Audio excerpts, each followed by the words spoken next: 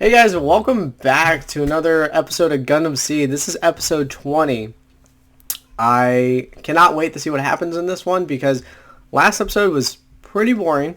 You know, some good developmental stuff, but not very exciting. And except for the Operation Spit Break that it mentioned. So I don't know if it's going to happen in this episode or maybe we're going to see some development. I'm hoping so. And I can't wait to find out what happens. So let's dive right into it. なんでザウートなんてよこすかねジブラルタルの連中は Zoots. マークは Zoots. 品切れかああ、これ以上は回せないということでその埋め合わせのつもりですかねあの二人はかえって邪魔なだけのような気がするけどな宇宙船の経験しかないんじゃエリート部隊ですからねだいたいクルーゼ隊ってのが気に入らん僕はあいつが嫌い Oh, dang. It's, Yazak and, the other dude. God, I can't remember their names. Okay, so one thing I want to mention. I can't remember on the map it showed where they were, I think, roughly, like in Africa. But I was looking at it, and Gibraltar is, like, actually, like, in the Horn of Africa, like, at the top. So, it's, like, right by Morocco. So, if this is, like, they're in Morocco, it makes more sense. Especially, you know, if they're from Gibraltar, or they're sending troops from Gibraltar, they can't send them, like, super far, you know, into, like, super far into Africa. I don't know. The Japanese aren't really the greatest, always, when it comes to, cultural representation. Also, in episode 18, when they had the whole doner kebab scene, I was looking up and I was right. Chili sauce is not normal. That is such a weird fucking choice.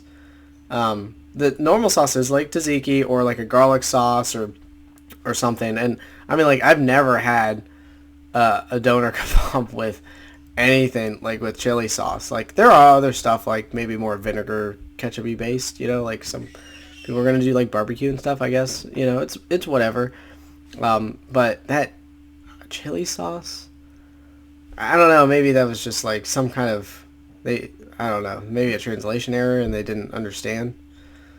I don't know. That was just weird. Anyways, I just wanted to get that out of the way. 背けるのは屈辱の印とでも言うところかなそんなことより足つきの動きはあの船ならここから南東へ180キロの地点 Okay, alright, I'm gonna pause real quick. I know I just paused, but the music I do enjoy, but it is way too loud in this episode. I think Crunchyroll, I don't know what it is. I mean, it might have been from when the anime was made, but I think Crunchyroll does a really bad job with mixing its audio. Because I was watching Tower of God before, and it was like, it was so loud. And there was other animes too, like I've been watching recently or rewatching, and I'm just like, dang, why is this so loud compared to everything else?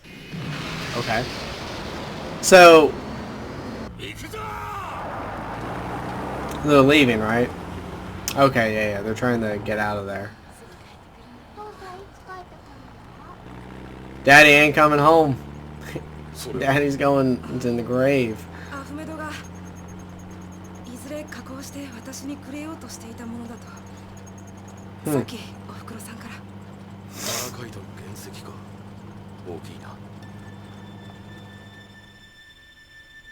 I'm sorry. Ahmed, he was not an important character enough for me to feel bad for him. It sucks what happened, but like, and I'm not saying I don't feel bad. I can't. I wasn't emotionally attached to him. They all made poor decisions in that moment to go attack the Desert Tiger for no reason when they were ill-equipped to do so. And they only survived because of Kira. Sorry. タルパディア工場跡地に向かってるか。Oh. ここを突破しようと思えば、僕が向こうの指揮官でもそう動くだろうからな。隊長。もうちょっと待ってほしかったが、仕方ない。Oh. 出撃ですか。レセプス、発進する。Andrew's way of thinking is very interesting. Like, I want to know, get into his mind, because he literally had the opportunity to kill Kira, and he didn't. But then here he is, he's like, alright, we'll meet you on the battlefield. I'm sorry, but Zaf should have probably won the war by now. Andrew could have killed Kira or captured him, and then it would have been over. I also want to touch on how jarring sometimes the episode transitions are. Like, I remember we had episode 17, right, where, like, that big battle just happened and people got killed. And then we start episode 18, and they're just out in the town doing whatever. And it was kind of weird to have Cogli and Kira just walking around the town doing nothing. And then on the flip side, you have them preparing, stalking stuff.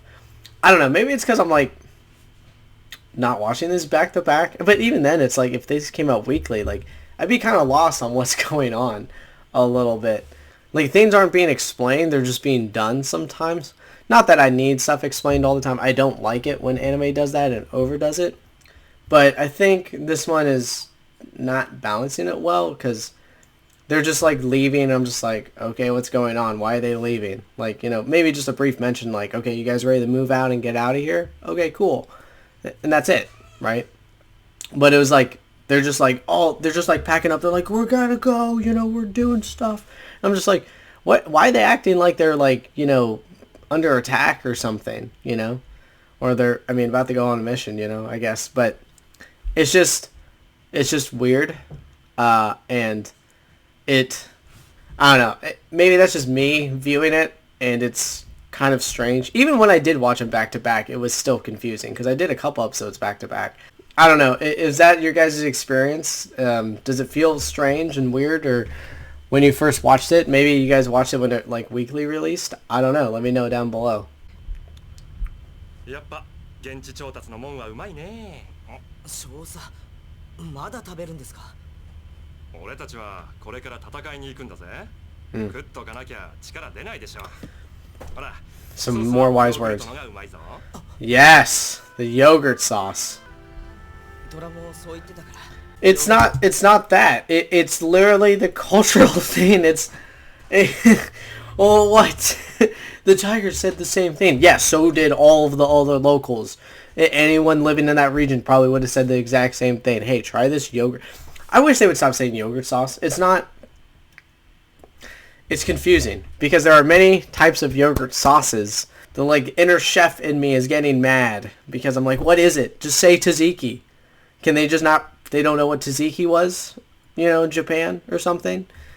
Or say garlic sauce. Like, the garlic sauce that they use on this typically has yogurt in it. That is true. Like, you can't get too attached to the enemy. Sometimes I disagree with the statement that LaFlaga made. It's not necessarily bad to know too much about your enemy. You want to know a lot, right? It's just more, you have to separate yourself from that situation. Knowing that much about the enemy, cool, but you shouldn't get attached. You just can't do that. If you're that type of person, then you need to avoid that. And I think LaFlaga was saying that, like, he's probably that type of person, and projecting that onto Kira, that, hey, I can't know too much about a person that I'm about to fight, because I will get too emotionally attached and I won't. Some people, it really doesn't matter. Like, you can know a lot more. I mean, at the end of the day, like, hey, people you kill, like, they have families too. You know, they were someone's son, daughter, you know, they're a mother or a father, a brother or sister, whatever it is.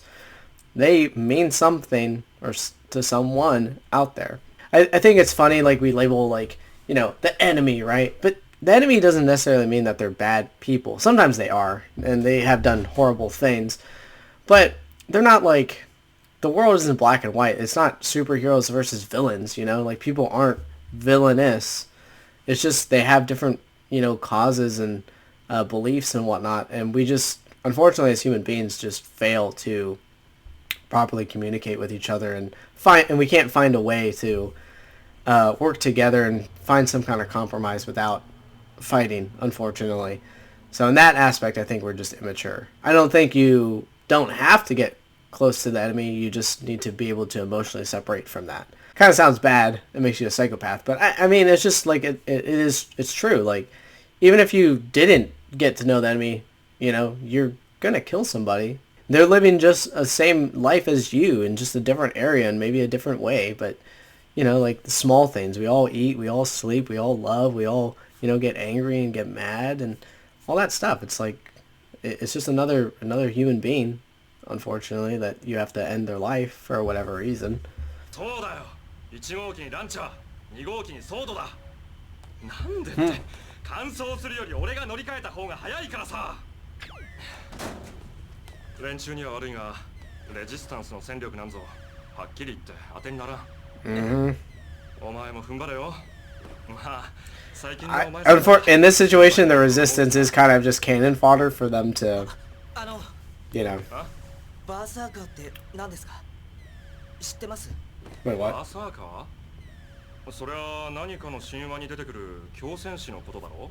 Okay, I would give Kira the benefit of the doubt, but I mean, they are in a very far advanced civilization future, and Kira's a coordinator who's supposed to be actually like really intelligent and smart. He doesn't know the term berserker. You know, it's really cool. The berserker in Fate.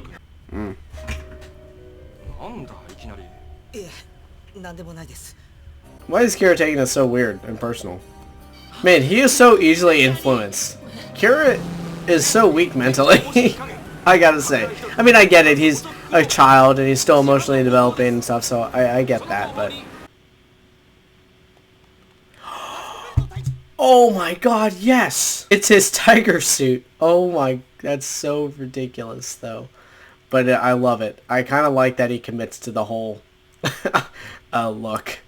I want to know if he had this before he was named the Desert Tiger, or he's named the Desert Tiger because of this getup and suit and stuff. 我々の配置がレセップス艦上なんです。おやおや、クルーゼ隊では上官の命令に兵がそうやっていいのかね。Yeah.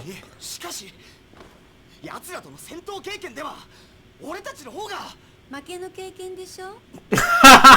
Yeah. Oh. God, I like her. Oh, damn! It just got annihilated.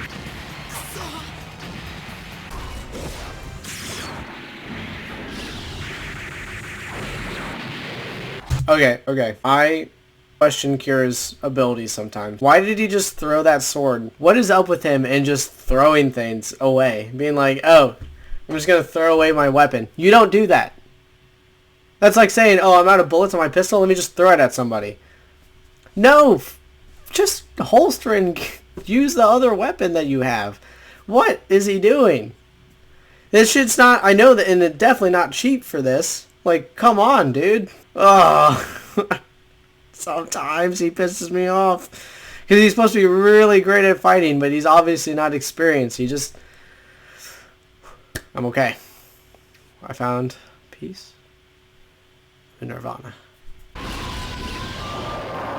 Oh, and there he is. Andrew Warfield. Watfeld. Filt. I don't know. I mean, in this type of, like, battlesphere... Okay. In this type of battlesphere, right, it doesn't really make sense for one-on-one fighting. I think I mentioned this before, but somewhat it does. But at the same time, it's like, you can move around and maneuver so easily. Kira could literally just, like, start fighting, and then just leave and go take out the ship right there, and then continue fighting. I don't know. It's weird. It's like saying, like, two fighter jets are fighting against each other in a dogfight, right? But then there's something else, and then the fighter jet gets the... Like, you can leave and go try to fight that other thing while evading and dodging the other one. Like, you have priorities, and you kind of have to pick and choose. I don't know. That's how I kind of view it, so sometimes it's weird and doesn't make sense to me. And I'm going to blame it on Kira's lack of experience. Oh, dang. See? Kira, it got a hold of your little sword that you left behind. You literally gave the enemy a weapon. The ship's caught on something. What? What does that even mean? How can the ship get caught on anything? They are still doing this echo thing. Why?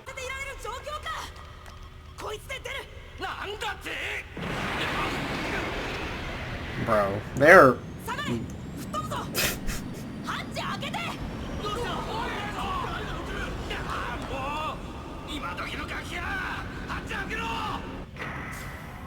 What? I'm sorry. So, one, she somehow gets aboard the ship,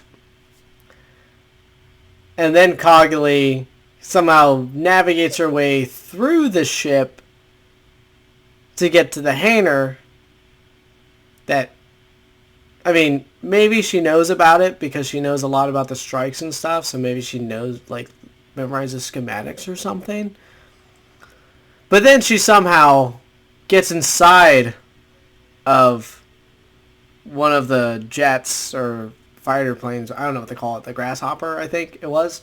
Other than knowing how to pilot it, which I'll give her credit for that she knows how to do that. But one is, how does she get past everyone? Why would they let her launch? She's like, if you don't want to get blown away, it's like, just don't open the hatch. And then what happens? You just blow up. I'm sorry. I'm sorry. That just makes no sense. I know they were like foreshadowing this, but there should have been something where like Cogly got in there and it's like, you need to let me go, you know, talks to the Captain Murray, whatever. Or something, you know? Radioed to someone that convinced them to let her go. Not just, I'm sorry, like what? They just wanted to get her in a pilot seat, and I get that, but like that writing is just not good. There are some moments in this where like the writing is like pretty good. Like I feel like it's well done. But there's other moments where I'm just like, what? It makes no sense. And it's horrible writing. Especially whoever's writing Cogly's parts. Like that whole scene, again, with the, that pissed me off in episode 18. When she was like, you're the Desert Tiger? I'm like, how did you not there's no way that you didn't recognize him. Like, I'm sorry. A hat and shades isn't enough to conceal someone's face. Like, that was just, so dumb. And then this moment, it's just stupid. Zach, you're so dumb. I know Zach's gonna do something. Yep. He's gonna mess it up. He's gonna make some kind of horrible error. I'm sorry. Zach needs to, like, die or get reprimanded and, like, thrown in, like, the brig or something. Because he's just doing too much. Disobeying a direct order right now. And, yeah, failing. He needs to get, like, oh, I thought that was Cogly that was for a second there. Dang.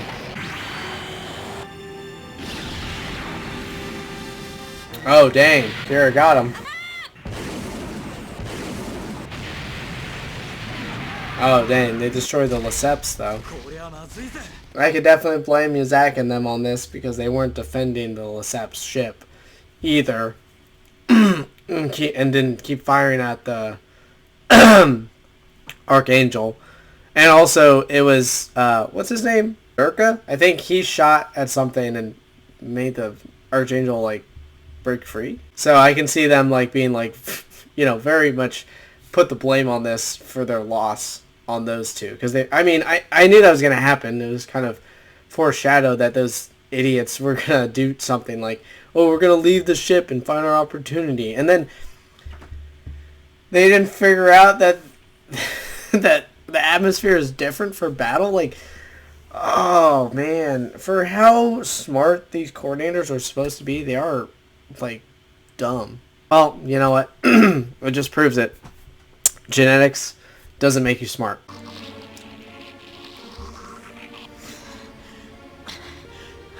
Oh yeah, I'm also thinking that maybe that light beam thing was just the Tigers already, and not what Kira.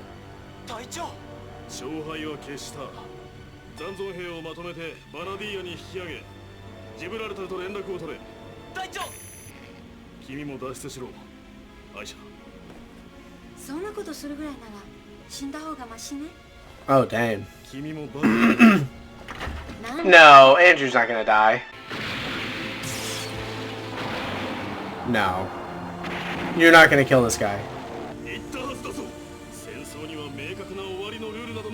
Yes, there are. I kind of agree with what he's saying, but also it's like, no, there are clear rules. Like, you keep fighting till one side surrenders, or they can't fight anymore.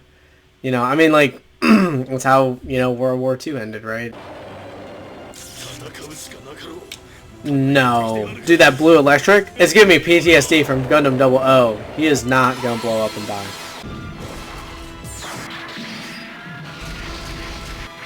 What the heck?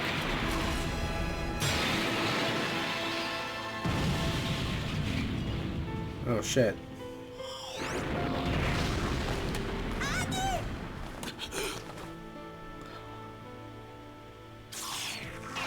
No! No!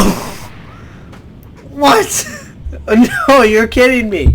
You are absolutely shitting me. You did not die. What the fuck? Oh shit. I did not think he was gonna die. There's... Oh damn. That one kind of hurt. I actually really liked his character. And they took him away from me. I should have seen it coming. I think I so badly just didn't want him to die that I didn't want to predict it was going to happen. Part of me felt like it was going to, because when I want something, I don't get it. The show is like, nah. If you like a character too much that's actually competent, we're going to take him away.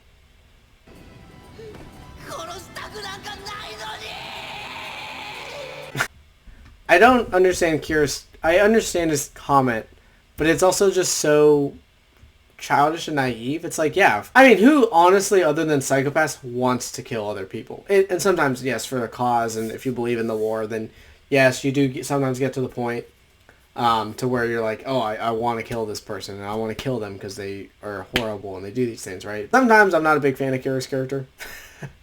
He's just... so naive and dumb sometimes. I'm just like, what? But I get it. That's like the theme of Gundam. Like, it's like these people having to understand what war is and developing. Hopefully he kind of figures it out and develops to be not so immature. Why did he continue fighting? He knew he was going to lose. And he was like, I'd rather die. I'm like, so you were criticizing other people to be like, are you just one of those fools who wants to die? And he became one of those fools. It's so ironic. Like, his death is very ironic for some reason. Because also, part of being a commander, right, is like, you don't just go out and die like that. This is also, I mentioned this point before, but this is usually why also commanders do not go out and fight.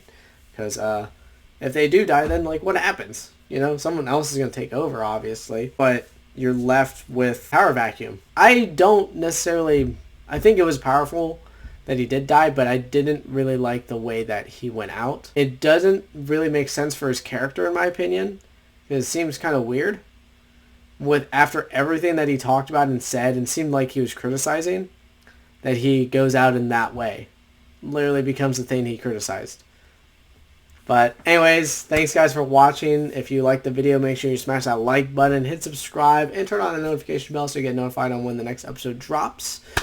And, you know, always leave a comment down below. As you know, I always enjoy reading you guys' comments and commenting back. But, yeah, without further ado, I'll see you in the next episode.